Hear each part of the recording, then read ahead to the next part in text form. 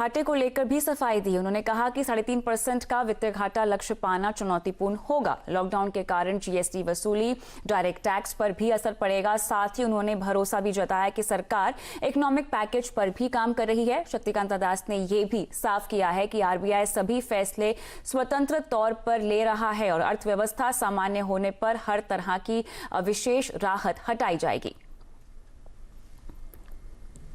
आगे बढ़ते हैं। कोरोना इस बार अक्षय तृतीया पर भारी पड़ गया। सोने की बिक्री आशंका से भी काफी कम हुई है।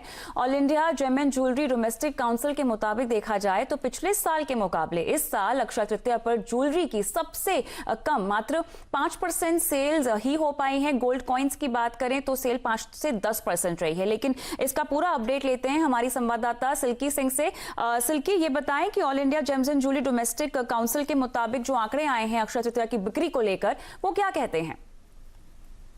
जी, आंकड़े काफी निराशाजनक है क्योंकि पिछले साल के मुकाबले इस बार लॉकडाउन की स्थिति है और साथ में सोने के जो दाम है उसमें दोगुनी करीब बढ़त भी देखने को मिली है और ये दोनों ही काफी नेगेटिव असर डालता है कस्टमर्स के माइंड पे और शायद इसी का असर इस बार अक्षय तृतीया की सेल्स पे दिखा।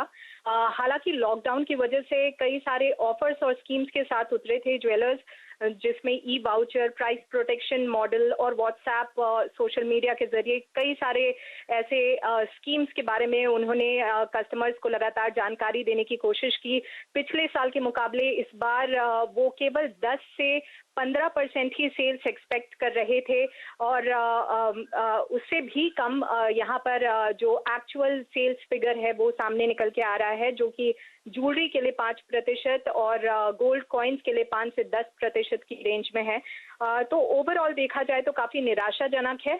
हालांकि पहली बार जो ऑनलाइन माध्यम चुना गया है इस त्योहार में बिक्री के लिए, उसकी वजह से कुछ सुगबुगाहट दिखी है। लॉकडाउन के बाद जो कंप्लीट 100% जो सेल्स में ड्रॉप देखने को मिला था उसमें थोड़ी रिकवरी और सुगबुगाहट देखने को मिली है, जो कि काफी पॉजिटिव माना जा रहा है और इसलिए कई सारे ज्वेलर्स जो हैं इस तरह के ऑफर्स को लॉकडाउन तक कंटिन्यू करने के तैयारी कर रहे हैं। बिल्कुल सिल्की, अक्सर हम देखते हैं कि अक्षय तृतीया के मौके पर जो शुभ खरीदारी होती है वो लोग करते हैं, जहां पर सोने के सिक्के साफ तौर से लोग ज्यादा खरीदते हैं।